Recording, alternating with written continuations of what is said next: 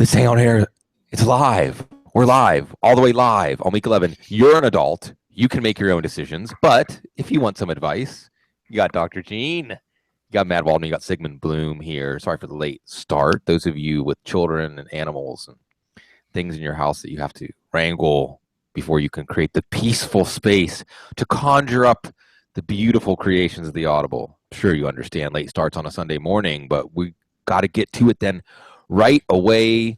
Doc, let's start. Rob Gronkowski didn't make the trip, not so much for this week.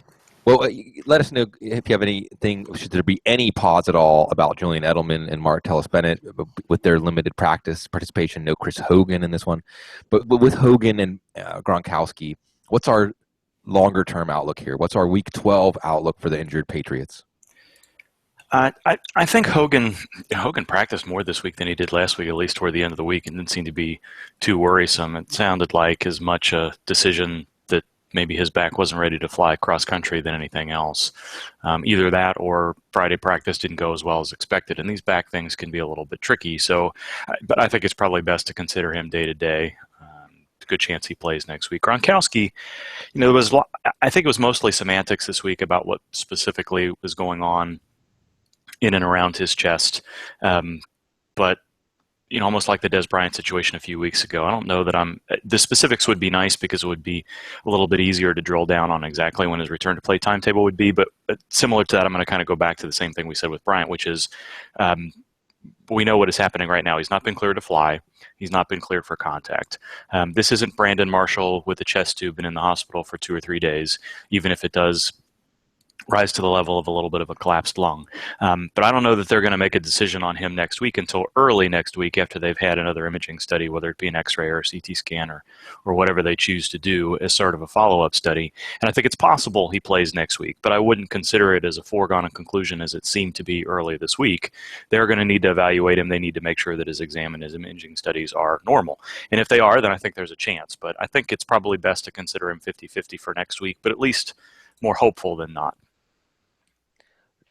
Matt, so with Martellus Bennett here, obviously he's a top 3 tight end option. Do you go as far to flex him this week because no Gronkowski, no Hogan, Bennett against San Francisco? It's just that strong. And what do you think about James White today against San Francisco? I don't think much about James White, though. I guess when you take a look at the fact that they have so many players that are injured, that you do have to consider the idea that he may be used a little bit more than what you would expect from a player who's not actually a great fit for this defensive matchup. But I would feel much better about starting Martellus Bennett than I would James White. And if I were to actually even choose the two out of a flex, it would be Bennett in a landslide, mainly because I think that Bennett provides an every down matchup problem regardless of circumstance when he's used on the field. And I think that now that Gronkowski is going to be out, you're going to see him running a lot of the plays that you would see normally reserved for Gronkowski, and it will work out just fine. So with White, to me, I think I would look at a number of different players as possible flex opportunities before I would consider him. But if you felt like that you're in kind of a rock and a hard place, just the fact that they are, the 49ers have a lot of guys down and out right now. Not the 49ers, the Patriots have a lot of guys down and out right now that, it's worth a shot, but he's more of a lotto pick to me. And how on the 49ers side, how aggressive are you with playing Colin Kaepernick? If you were weighing Kaepernick against some of these weather quarterbacks, we'll get into the weather here, Ben Roethlisberger and Eli Manning, or alternatively, what about Carlos Hyde? How loath are you to play Carlos Hyde after, 13 carries for 14 yards last week? When you're picking around the scrap heap of San Francisco, is there anything you're going to take home with you? Yeah, I think that I would definitely take Colin Kaepernick as one of those guys in the equation because just what he's able to provide with his legs, I think he's played a little bit better each week. And I would say that he's someone that gives you at least a reasonable chance. And I just think it's weird to say this as he's a little more consistent than Eli Manning is. I just think that's we know what he's consistently bad at, and that makes Eli Manning a better quarterback, but I think a better fantasy quarterback. Colin Kaepernick's been playing at near QB1 level, if not QB1 level, since he's got back into the lineups. And when you talk about the Patriots and their rush defense, I mean, I would say that if you're getting, they're the type of team that has given up good rushing production, or at least half decent rushing production, in fits and starts. And when you look at some of the players that they're giving up production to, they tend to be, quick players who can make people miss and can, create a little bit. And I would say that Hyde is that player. The issue you want to see, and I would be more questioning Gene on this, is really, how healthy he looked last week, and really how much you can project from last week to this week in terms of recovery and whether or not even any of that had anything to do with it. But I would say, the worst weeks were for the Patriots defense against the rush, or for running backs. I mean, Isaiah Crowell was 13 for 22 against them. Jay Ajayi in week 2 was 5 for 14. But since then, I mean, you're seeing teams consistently get somewhere between 70 to 80 yards against them, and I think that Hyde is capable of that, even in garbage time. Yeah, so Gene, garbage time is part of the equation, and will Chip Kelly keep using Carlos Hyde in garbage time like he did in Seattle? But the part of the equation that is having to do with his physical condition, he did practice in full. Should we be treating Hyde the way we would have treated him before the shoulder injury? You have anything to add? I think so. They've allowed him to take contact. He looks like he came through last week's game without too much concern. So I'd expect him to be okay. I think the larger concern is the matchup and the overall effectiveness of the offense more than anything else. Also, something interesting on this matchup while we're talking New England, San Francisco, is somewhere that the Patriots, who let Jamie Collins go because they don't want to sign him to a big contract next year, might make Bennett a priority next year as he is a free agent. And, of course, for fantasy, that's what we want. We want for that whole offense, for that to stay intact. Let's talk about another injury situation on the defensive side, Gene. Marcus Peters. And there's 2 layers to this. One layer is Peters didn't practice this week with a hip issue. They say he's going to try to play. Give us your take on that. But then based on Peters and what you expect from him if he does play, should it matter when we're deciding whether to play Mike Evans or we're deciding whether to play Jameis Winston in this matchup? How big of a deal is this situation for Peters and how it affects the passing outlook for Tampa in this matchup? Yeah, I think there's a few things. The diagnosis appears to be a hip pointer, which is better probably than something muscular or otherwise. It's still going to be a painful injury for him. I think there's a good chance he's going to play. The deal with Peters has been he's a very good cornerback, but he's not necessarily a shutdown cornerback in the sense that the receiver that goes against him is not likely to catch any passes at all. He's probably going to be a smaller percentage of he's going to convert a smaller percentage of his targets into catches. But Peters can be beat. He's been beaten deep in the past. I think the other angle to think about with this is we're going to get Justin Houston back today. The Chiefs are at home. The pass rush is generally better in that scenario. So even if Marcus Peters isn't 100%, and we know he's not going to be, there's a little bit of help with the pass rush that we haven't seen in the past. And Jameis Winston has been run all over the place in the pocket over the last 2 or 3 weeks. And I don't think this is a great matchup for Tampa Bay's offensive line. So I wouldn't necessarily shy away from Mike Evans and company, but I think this is a game today where it's going to be tons of variance. And if Evans can convert 1 or 2 or 3 even big plays with or without a touchdown, that's what you're looking for. But the floor is a lot lower than usual. So on the other side of this matchup, Matt, I know you've been collecting Tyreek Hill wherever you can. And we had a discussion on the Power Grid this week that based on the over-under and the line on this game, Vegas is projecting Kansas City at 26 points. And based on what I saw last week against Carolina, I'd say that's 2 defensive touchdowns and 4 Cairo Santos field goals. But are you going to sunshine this up a little bit and say, no, I think against Tampa secondary, Alex Smith can find Tyreek Hill deep. I think he can find Travis Kelce. We know Spencer Ware is going to be a good play. What's your outlook on Kansas City in this one? Yeah, I mean, I think I think that those guys were getting open last week. Certainly, Hill got open last week, but Alex Smith took about 2 more steps than he should have in his hitch after he dropped back, and ended up throwing a deep interception where he had a wide open Hill on a post route. And Hill was getting open also on a lot of shorter routes because of the fact that defenses were playing off him. And I think that you would see probably a similar scenario with the Tampa Bay Buccaneers in terms of them playing a little bit more off coverage rather than tight press man on him.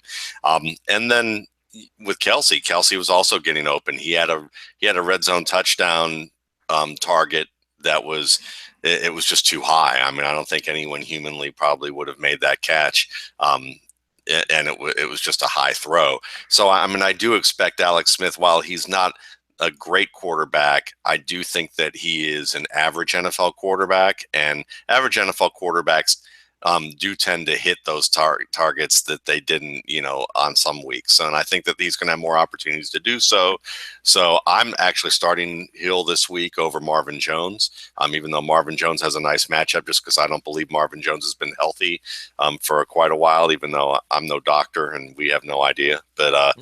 But that's my rationalization for him not playing well, and he just hasn't looked right. So I would definitely say that Hill is someone that I'm considering as a wide receiver 3 in a lot of formats. Let's move on. Let's start stepping through some of these games. And I think with Hill, I do think that the reward is obviously there. If it's just based on Hill's play, it's there. It's just Alex Smith. We're depending on Alex Smith. This is what happens late in fantasy seasons. Let's talk about weather. The current forecast as I pull it up in Cleveland, and of course we have to mention Turkey Jones anytime we talk about Cleveland because Matt's here. But in Cleveland right now they're looking at snow, but more importantly wind. The winds are forecast for about 28 miles an hour, sustained winds there in Cleveland. In East Rutherford, where it will be the Bears against Giants, we are looking at, let's see what the current forecast is. At game time, winds about 20, 21, 22 miles an hour. And then we go to Washington for the game tonight. And at game time, my weather forecaster will cooperate. Not quite as bad. Well, no, actually, that's not until it dies down as the game goes on, but maybe 21, 22 miles an hour. Gene, you are usually the voice of reason. So we have a lot of players implicated here. You got, Roethlisberger to Antonio Brown in the most severe case. You have to talk a little bit about Terrell Pryor maybe in that one. Chicago and the Giants, Odell Beckham, Eli Manning. And in the Green Bay Washington game tonight, we have guys like Jordy Nelson, Aaron Rodgers, Kirk Cousins. Who should we be changing our approach to making decisions on these players, knowing that these wins are going? I know Brian Burke did a really good graph that's showing, look, there's a point, I think we have established over the years doing this, that sustained winds over, say, 15 miles an hour is when we start paying attention. But how much attention should we give it, Gene? I think you have to give it a lot of attention the higher it gets. I think you're right. I think it was 15 where you start to see a little bit of a dip, but it's not a big deal necessarily. But once you get close to 25 to 30 sustained, and then, or if there's frequent gusts, then I think you have to be a little bit nervous. So, I think you break ties against those players today. You're not necessarily going to sit Antonio Brown. You'd think twice maybe about Odell Beckham, but I think this is more likely to be a game in which, there's going to be movement to the ball on the ground more than anything else, or short passes. So you've seen the Giants use Odell Beckham out of the slot a little bit more. Antonio Brown moves all over the formation. You're probably not playing Sammy Coates anyway. This would make you shy away from some of the more downfield options. But, I think the game is going to be played between 10 and 15 yards to the line of scrimmage necessarily. So much bigger on Le'Veon Bell today than Antonio Brown. Probably want to think a little bit harder about some of the running backs in the other situations. And from what I've seen, the weather reports have not changed since Thursday. No. As you said, it's probably going to be a minimum of 20, and it could be a little bit more than that. Yeah, so my take on this too is the players that it moves out of consideration for you are some of these guys like Sterling Shepard or Cameron Meredith or there are players, and then there are players that it could potentially amplify, right? Someone like Jamison Crowder could get more targets for Washington. Someone like Jordan Reed, maybe Vernon Davis becomes a little less exciting because he was more of the downfield tight end target. For Green Bay, maybe this becomes more of a Randall Cobb, Devontae Adams short range game than a Jordy Nelson long range game. Jared Cook's going to be back in this one. But Gene brings up an interesting point, Matt. Does this make us like guys like Rashad Jennings, Jordan Howard? You give a longer look to a James Stark. You give a longer look to a Rob Kelly. You give a longer look to Isaiah Crowell in these kinds of games because teams are basically forced to run the ball, and that means that higher volume and more opportunity for these players to have a bigger week than if the quarterbacks could do what they wanted to do.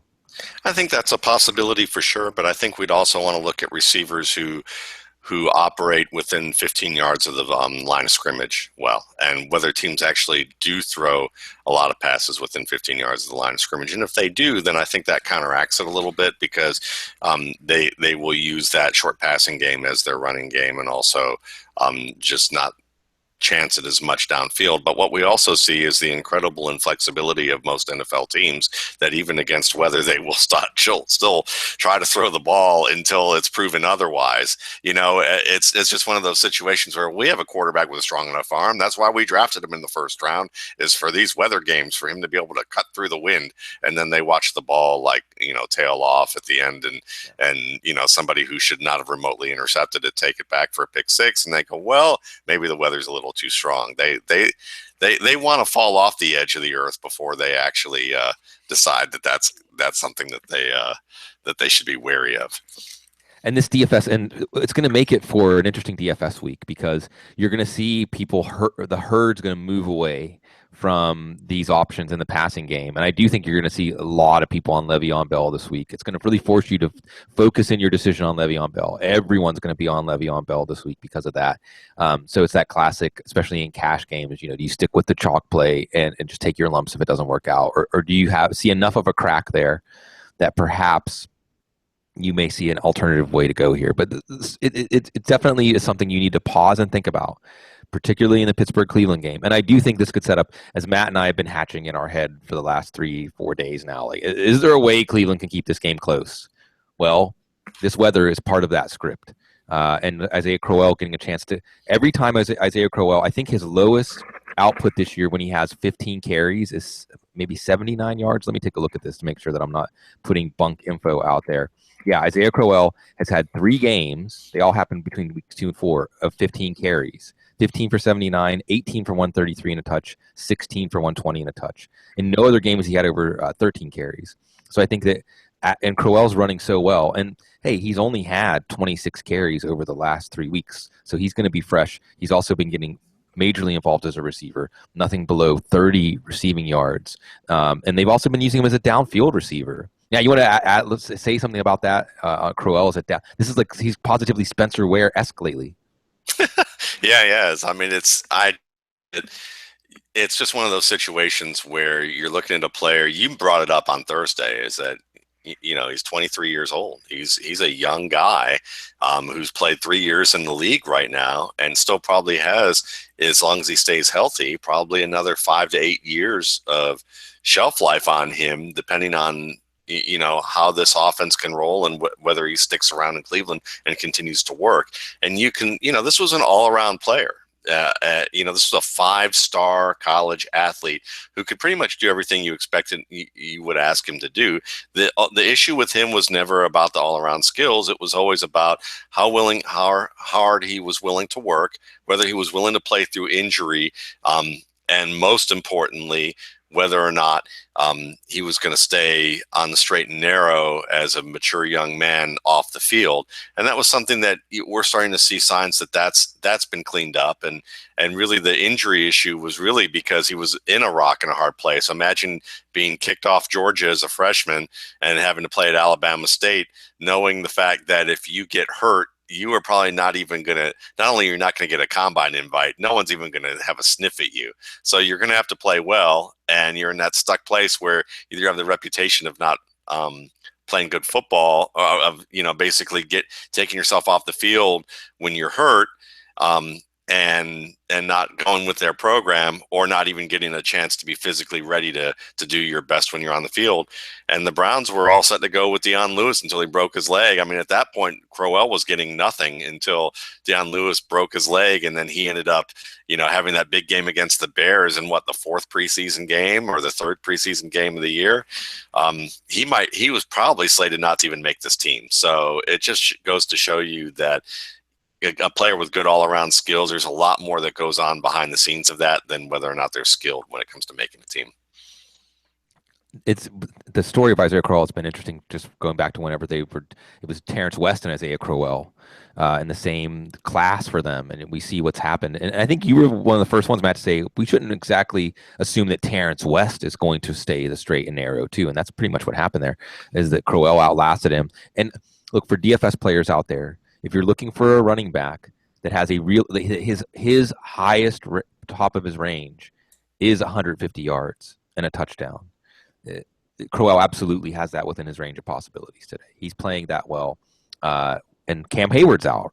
So, and Brian Shazier, as Matt detailed in the top 10, sometimes can be out of position, going all the way back to when we watched him at Ohio State. Every now and then, Brian Shazier does something where you say, I wonder what the play told him that made him do that. And then there goes Isaiah Crowell, like the Roadrunner, beep, beep.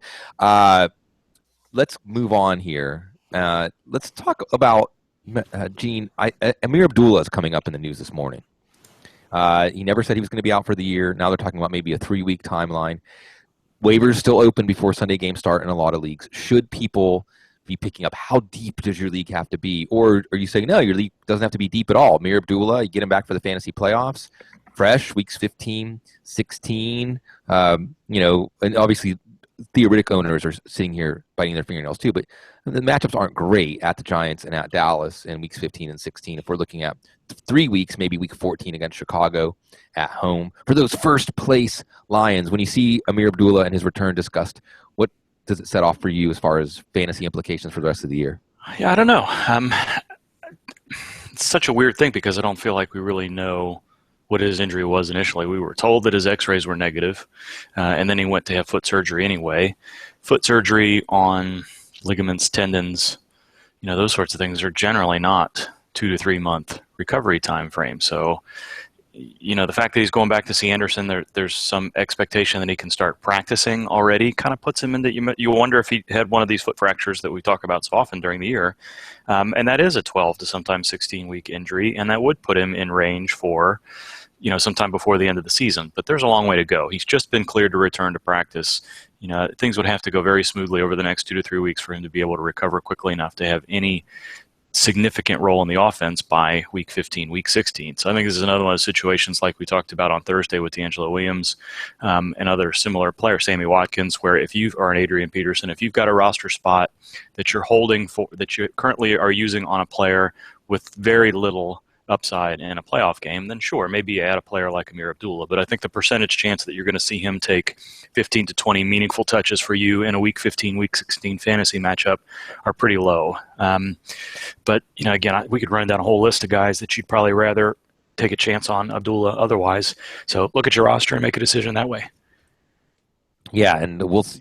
I want to see Abdullah get back just because I want to see the Lions win this division. What we need to see today, Matt, is for them to hold serve against the Jags. How does that look? You mentioned that you don't think Marvin Jones is right. Is this not a week to go back to Marvin Jones? Is this a Golden Tate week? Is it an Eric Ebron week? Is it a Theo Riddick week? Is it a Matthew Stafford week? All of the above. All of the above.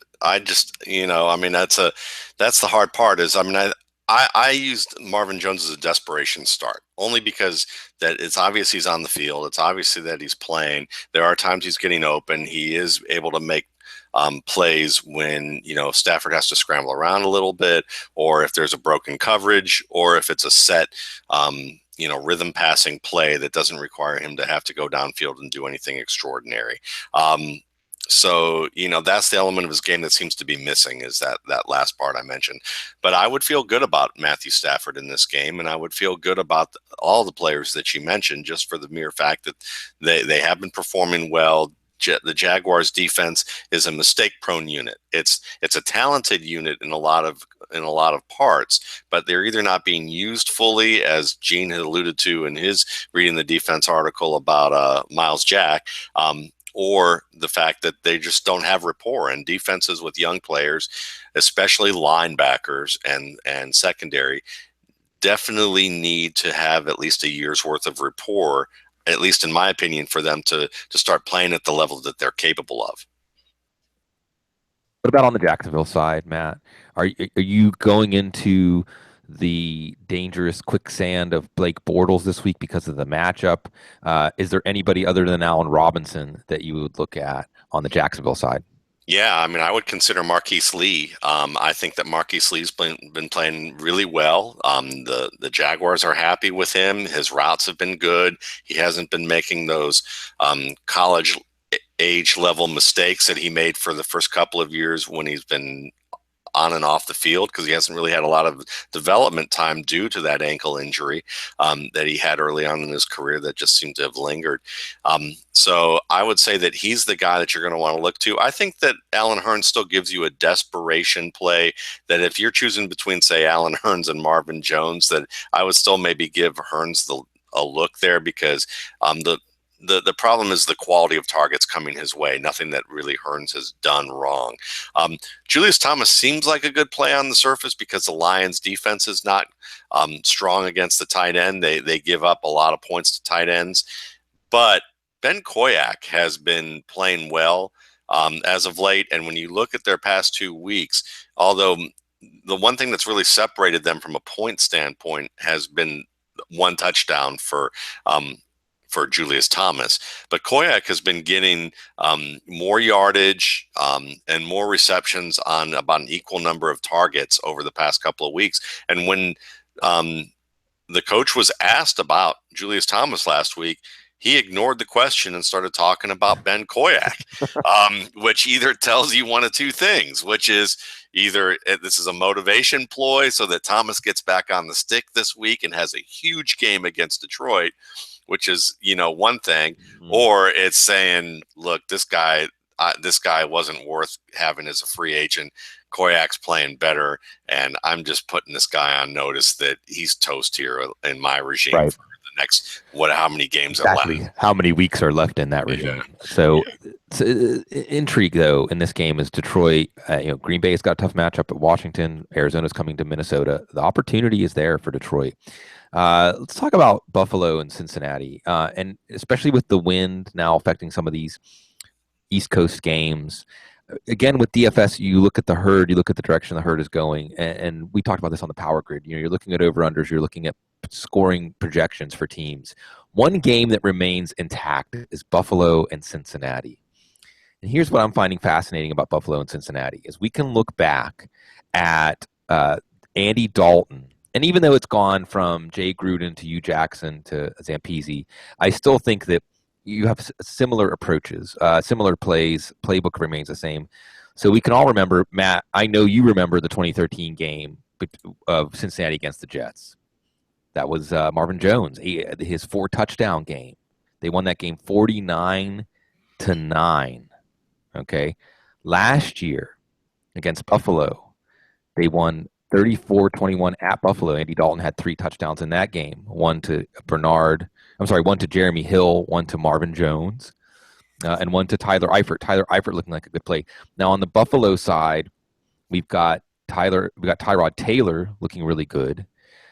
First, I'll ask you, let's fill out the picture on Robert Woods, because it's easy to forget he had 10 for 162 the last time out against Seattle.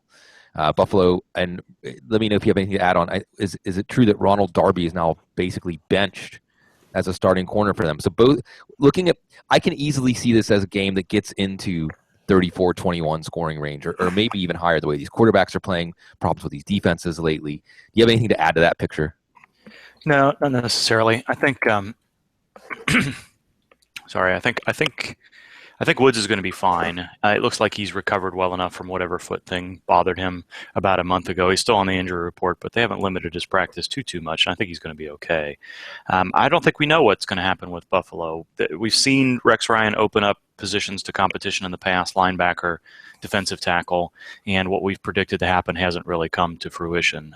So I think there's something going to go on in that secondary today. I think it's going to be fluid. It seems like Darby is sort of on the out for now, but depending on how the other players play, Darby could be back in pretty quickly. So I don't think I'd base any Cincinnati offensive decisions based on whether or not Darby or somebody else would be in the lineup. Yeah, but the instability showing Right. There's something there to exploit. So what do you think about this, Matt? I mean, I gave it a bit of a DFS take of maybe when you're setting some lineups, you're trying to a shotgun approach in a GPP. Maybe you do some heavy Buffalo-Cincinnati lineups because I feel like this game could come unraveled really quickly for the defenses here, and Dalton and Taylor could take control of this one. What do you think of my hypothesis on this game? I could see that possibility because when you think about teams that err on a certain side of how they play, Buffalo's defense to me is probably high on physical ability and lower on mental ability. And I don't mean to say that they're a dumb defense. It's just that they are encouraged by the Ryan mentality, which is to attack, and be aggressive, and aggressive to a point where when you're too aggressive, you end up getting fooled. Or you end up exploited in situations where the better athlete wins. And certainly there are going to be situations every week with an offense that there's going to be a better athlete on a lesser athlete on the defensive side of the ball, or an equal athlete who's just in a bad position. So I like that hypothesis. I think it's worthwhile to give it a shot, especially when you consider that a lot of people have, interesting kind of brand recognition when they think of a Ryan defense. It kind of goes all over the board. For some fantasy owners, a lot of them in that type of look may look at it and go, that's a tougher defense because it's a Ryan defense, even though it may not bear out as a part of reality. Tyler Eifert, I've got to mention Tyler Eifert again, just because this matchup, Buffalo has really only faced a handful of tight ends of import this year. When they faced Martellus Bennett and a banged-up Rob Gronkowski, Bennett got 5 for 109, and then a few weeks later, Buffalo faced both of them. Bennett only had 4 for 35, but it was Gronk with 5 for 109 and a touchdown. And then in Week 9, Jimmy Graham 8 for 103 and 2 touchdowns. This could be a massive Tyler Eifert week. And then again, Jeff Pasquino, I think, brought this up. You may flex a tight end in DFS where you can play 2 tight ends, and I brought it up with Martellus Bennett. You may want to flex Martellus Bennett this week. Let's talk about Minnesota and Arizona. Gene, let's start with the news that the Honey Badger is going to be out. Tyrann Mathieu out for Arizona. Does this give us a glimmer of hope for Sam Bradford? Also, I want to hear your take on Patrick Peterson versus Stephon Diggs and whether that should give folks a little bit of pause. Diggs is a DFS option, or maybe even Diggs. Now, with this weather, we're moving the bar down for a lot of players today, so maybe that gets Diggs back into consideration. So Diggs on Peterson and the Honey Badger in this matchup between Minnesota and Arizona. Yeah, with relationship to Tyrann Mathieu, he really hasn't been himself all year, so he hasn't been as impactful to the defense as he may have been in previous seasons. That doesn't mean he's not important to what they want to do, and it doesn't mean that he doesn't open up certain options for the defense there, but I don't think him being out makes a huge difference to Sam Bradford. A little bit, but not much. I think Sam Bradford's upside has more to do with whether or not that offensive line has any chance of protecting him against anybody. And the Arizona scheme and the defensive pressure is such between Chandler Jones and Calais Campbell and the other guys that they have there, lesser-known names that are still viable players. I think that's the issue with Sam Bradford more than what Tyrann Mathieu will be able to do. I don't know that I've seen Patrick Peterson too much in the slot necessarily, against a true slot receiver to say, I know he follows some players into the slot, but doesn't necessarily in an every down situation like we may see with Stephon Diggs today. But it's footwork and strength from Peterson, and put him on the line against a slot receiver. Sometimes he's going to lose, sometimes he's going to win. But I would probably err on the side of betting on Peterson than Diggs. And even if he is beaten, I don't think we're going to see a lot of run after the catch yards for Diggs tonight. So I think this is more likely to be a Peterson night than a Diggs day. And Diggs last year did face Arizona, had 2 catches for 12 yards. Now, granted, he'd really slowed down at that point, but I'm not saying bench Diggs. And again, it's make it thinner with 4 teams on bye, some teams in some weather-affected games, injuries, and things like that. We shall see. Matt, what about on the Arizona side? It feels like all year at different times we've come up with this idea: is Carson Palmer declining? Is Carson Palmer not the same quarterback? We know that Larry Fitzgerald's still the same receiver, but this has affected how we've looked at Michael Floyd, how we looked at John Brown. It doesn't affect how we look at David Johnson, and it seems like, Matt, we always end up having this conversation after he goes on the road to face a pressure defense. It was Buffalo in the 4-interception game. It was Carolina in the game whenever J.J. Nelson had a great second half in garbage time. Here we are on the road against Minnesota.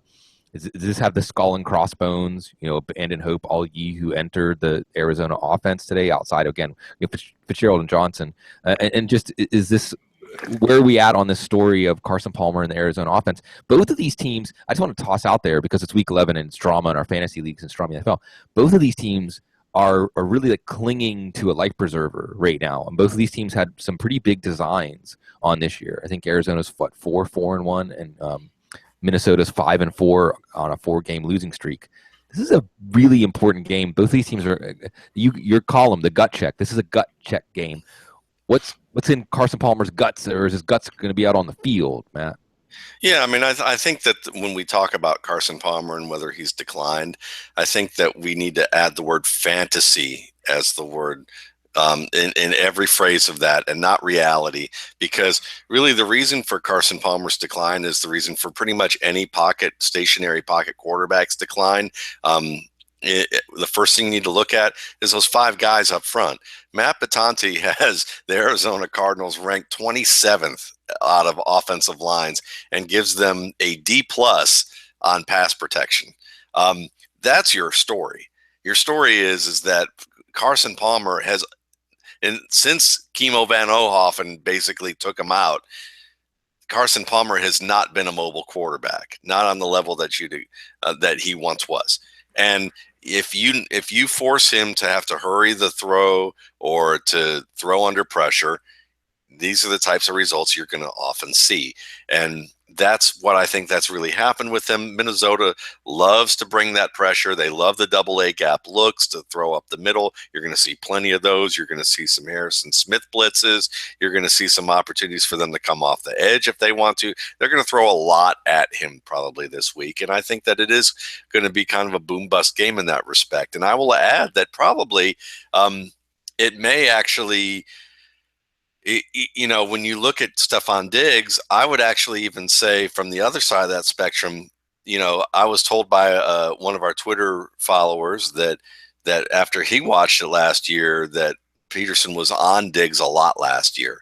And so that 2 for 12 is kind of ominous, but you have to understand too, that this offense is a lot different now, and that Diggs is playing more of that Jarvis Landry over the middle zone type of role. And are they really going to waste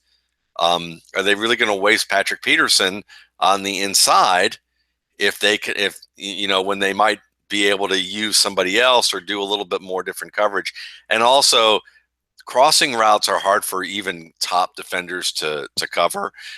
They're just, this is that middle of the field where you use a lot more stop-start and you're running lateral, east-west. To me, that means that maybe Diggs doesn't have that huge day, but I wouldn't bench him. I would still feel comfortable with him getting you somewhere between 5 to 6 catches and 50 to 70 yards, just on the mere fact that he may beat Patrick Peterson on half of those plays just because he'd beat any cornerback on those plays the way that they're designed. Yeah, the interference that's run on those crossing routes. It's difficult for a defender to keep his eyes on his target, his man, and also all the chaos that's going on. Chip Kelly broke down a play where they would use crossing routes to create an opening for someone to get free outside, but there's a lot of chaos to manage there. And you're right.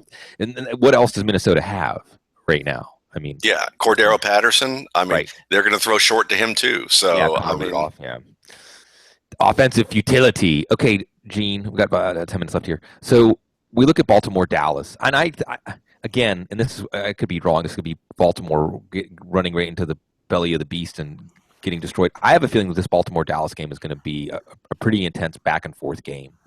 And I love Steve Smith in this game. And, Gene, I have to do a tip of the cap. Every time I mention Steve Smith this year, we have to say tip of the cap to Dr. Gene. It's one of the few times Dr. Gene got in touch with his emotional intelligence that said, yeah, the Easter Bunny does exist, and Easter Bunny's going to bring a nice basket of yards and touchdowns. In this game, I think this is a big Steve Smith game. It could be a good Joe Flacco game. What about Des Bryant? You got some back issues, but on the other hand, we have Jimmy Smith doubtful. How persuasive should it be to start Des Bryant because Jimmy Smith is not going to be on the field? How much should it give you pause because Des had some back issues flare up this week?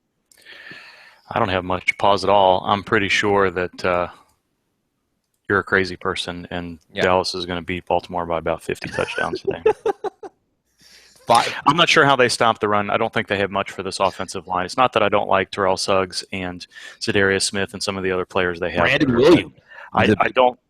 I don't think this is, especially on the road, I don't think this is a front matchup that Baltimore can win on offense, and I think Dallas controls the ball. That's not to say that it can't be a good game for Steve Smith, because I there's some secondary issues there. Morris Claiborne is still out. They're without Barry Church. Some of those outside linebackers that they have there are not stellar in coverage, because I see Sean Lee as more of an inside player than an outside player. So Sean Lee may still be okay, but I just don't think this is a good situation for Baltimore at all. Be nice if I was wrong, but I think Dallas is going to take care of this game pretty easily. I don't want to say I'm trying to reverse bloom them, because the Steelers Nation needs Dallas to beat Baltimore, so we need to even that out. But Matt, how much are we talking about Kenneth Dixon after this game? When you picture the game script for this one in your mind's eye, is this one a Kenneth Dixon showcase? It could be, only because if they are playing from behind, they're going to throw the ball, and he has shown that he is a reliable receiver, and he's probably a more reliable blocker. So he will be if the game scripts dictate the way that Gene's looking at it, then it's likely he'll be on the field most. So I could see this as one of those minor, hey, look, he's still looking good. When's he going to get the starting job over Terrence West type of scenarios? So moving on, and again, I mentioned the Buffalo-Cincy game, setting your DFS lineups this morning. There's another game that is a shelter here because it's indoors. And also, the first time these two teams got together, it wasn't very long ago. Let me check my math here and make sure I have this exact. 34-26 was the score here between Tennessee and Indianapolis. And, of course, this is the game to see which team can springboard themselves, as Houston is playing in Mexico City against Oakland. If Houston doesn't hold serve there, then the winner of this game can set themselves up to really be able to control their own destiny, with both teams still facing Houston one more time. This game is indoors, Matt. Andrew Luck had over 303 touchdowns in the first matchup here. Marcus Mariota's on fire. DeMarco Murray's on fire. All of these guys that were carrying injuries and age ailments, like Frank Gore and T.Y. Hilton and Philip Dorsett, they're all rested now. Rashard Matthews is playing well. Delaney Walker is playing well. What are your choice cuts here from the Tennessee-Indy game? And are you as optimistic that I am that this will be this is your fantasy cornucopia, your horn of plenty, your cup overfloweth in this game? Yeah, absolutely. I'm totally on board with that. And I think that everybody at Football Guys, if you read anything at Football Guys from this week, you will see that this game gets highlighted in some way in a lot of people's columns. And I would add that guys like, T.Y. Hilton obviously is going to be a really nice play. That's one of your obvious plays. But, Bloom, you mentioned Jack Doyle. I like the Jack Doyle play.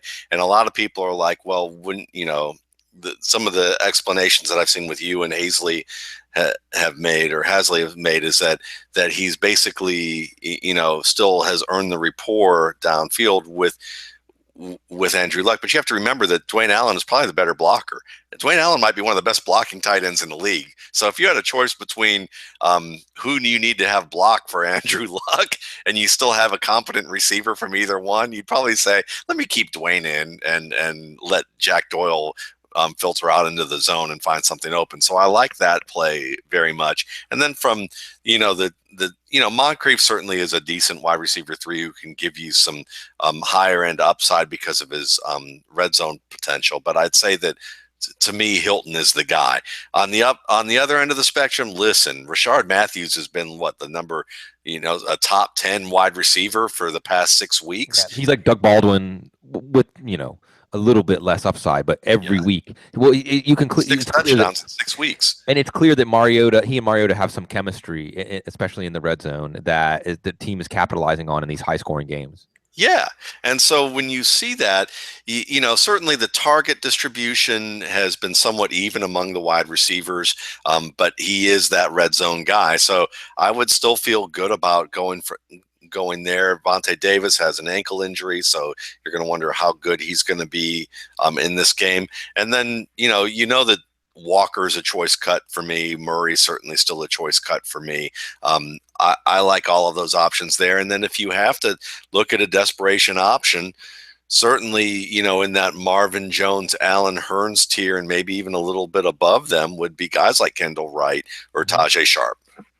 Yeah, well, and when you're looking at your desperation play, a desperation play that hits is much more like Philip Dorsett, much more likely to come out of this one.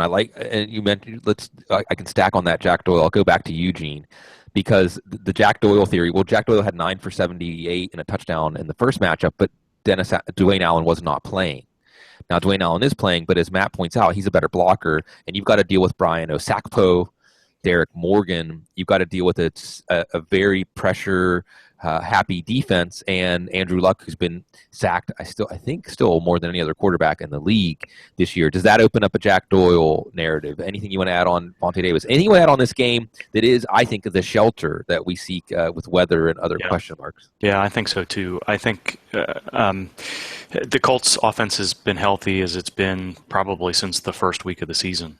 Dwayne Allen is a week or so back from his high ankle sprain. Moncrief is back and fully ready to go. Philip Dorsett is over whatever stuff he's been dealing with. Hilton isn't even on the injury report anymore, which he had been with multiple muscle issues over the first 2 months of the season. We haven't seen anything from Andrew Luck that makes anybody think this shoulder is a problem. So all the weapons are there to try to decide whether it's going to be Allen or Doyle or Moncrief or Dorsett in addition to Hilton or Gore is a difficult thing right now. So, but I think you're absolutely right. I think this game, you can identify some defensive players, Vontae Davis and Brian Orakpo and a few others, Jarrell Casey, that are talented players. But I think this is an offensive game, and I don't know if I'm smart enough to decide which one of those offensive players outside of T.Y. Hilton and DeMarco Murray are likely to break out today. Be liberal with your starting players from this game, or when you're putting together some DFS lineups, especially, again, I could see in GPPs putting together one lineup that Buffalo-Cincinnati goes crazy and it's a 37-34 kind of game, and some lineups that are Tennessee and Indy goes crazy. Winding up here our Sunday morning hangout. Let's go out to Seattle. Philadelphia going to Seattle here. We've got the Rawls precise split. We've got some differing opinions here, depending on who you listen to. Pete Carroll trying to sunny it up as he does with everything with Thomas Rawls, but you also have the momentum of CJ Precise and reports from people that are analyzing the team and covering the team saying, no, expect more of a CJ Precise week. We also have Gene on the other side of this one, Jordan Matthews with his back situation and Zach Ertz with his hamstring situation. Now, they travel, they're going to play. They practiced in full on Friday, but as we look at the game script for this game, if Matthews and Ertz, who are already facing a somewhat tough matchup against Seattle, if they're limited, then we care more about the running back split in Seattle because we could see Seattle controlling this game. Weigh in on these injury situations and how they could affect this game. So Zach Ertz's injury happened on Wednesday, so that made the Thursday DNP a little bit more palatable for me, especially when he came back to a full practice on Friday. They've got him listed questionable, but I don't think that's a huge concern. We've seen players, we're always a little bit leery about midweek muscle strains, but I think Ertz's situation is probably a pretty good one. Matthews injured his back lifting weights on Tuesday, gradually increased his practice participation throughout the week. He doesn't seem like there's going to be much concern around him. I think the Rawls situation is the most interesting one of the week, honestly. And I don't think it's injury related. I think it just all has to do with how Pete Carroll wants to run the offense tonight. So we heard Pete Carroll all week long has been optimistic. We're going to use Rawls. We're going to be aggressive with Rawls. It's just the way it's going to happen. Chris Mortensen sort of threw a wrench into that mix on Wednesday, saying that they were going to ease him back in. And Ian Rappaport this morning is saying that although they want to use Rawls, there's plenty of snaps for Rawls. They're still going to treat CJ Precise as the starter. Now, you put that together. I'm not quite sure how to put that together. My read is that lots of teams like to give their second running back, their committee running back, whatever you want to call it, every third base offensive series. So if you're treating CJ Prosise as the starter, is that what Seattle's planning to do? I don't know, because Prosise is a little bit more of the passing down back than Rawls is. So maybe you see it go the other direction. Maybe you see Prosise take the first series and Rawls take the second series, and then we're off to the races from there. But I don't think this is a situation where they're planning on only giving Rawls 15 to 20 snaps. I think he's going to play tonight. I think he's going to play heavily. He may not get 15-plus touches, but I think he's going to put a serious dent into what CJ Prosise was able to do last week. And Gene, just really quickly, should we be at all cautious with Seattle, with Russell Wilson, because of Philly's defense? Their road home splits have been Roethlisberger-esque. When Philly's on the road, their defense turns very mortal. So the X factor of Russell Wilson is back. He's not wearing a knee brace. His ankles are not taped. He looked very good eluding the pass rush last week. There were times last year where when the pass rush got to him, there's only so much you can do being elusive in the pocket. Wilson has to make his own plays. So, and that's not going to be any different this week. But I'm not. So, had you asked me that question 3 weeks ago, I say, yeah, this is a problem. But right now, with him moving as well as he is, Wilson is Wilson. So it's all going to come down to whether or not he can do what he usually does against that pass rush or not. And the game's in Seattle, yes? Yeah. Yeah. So I think I feel a lot better about Wilson's prospects than I would otherwise. Matt, you've called it the butt his face defense. When Philadelphia shows their true face on defense, who are we going to be? I think on FanDuel they have you see all the players' faces line up. What faces do you want to have in your lineup? Doug Baldwin, Jimmy Graham, CJ Prosise. I would even, obviously Russell Wilson. I would add in there, if you're looking at desperation plays and you don't have any of the players we mentioned, like Marvin Jones or the Eagle or the Titans receivers, you could probably add in Jermaine Kearse into that equation and consider him. Maybe even, I wouldn't even go there. But let's Paul Richardson. No, I'll say it for you. Yeah, very possible. This is this is the week that everyone has Tyler Lockett in, and it's Paul Richardson catching the 60-yard touchdown. But Tyler Lockett is obviously another player that you would obviously have in your lineups too. So I'd feel good about starting them because, again, the Eagles will probably sack Russell Wilson a couple of times, and as long as he doesn't get hurt, you're going to probably see him elude a few and make some big plays downfield. And all these receivers we just mentioned are the bugaboo for cornerbacks wearing those green jerseys because they are not good against smaller, quicker receivers. Yeah, it should be a field day. We have a field day with y'all here every week as we go through our Audible calendar.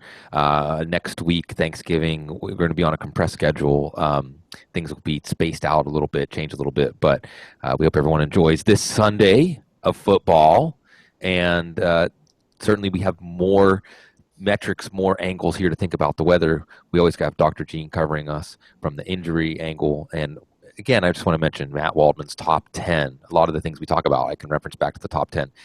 Really clarifying, like watching a game through Matt's eyes. He shows you what he sees, and then he translates it for us. So we always got you covered here. And also remember, through Thanksgiving, Hoops Guys, free NBA DFS projections. So lots of fun.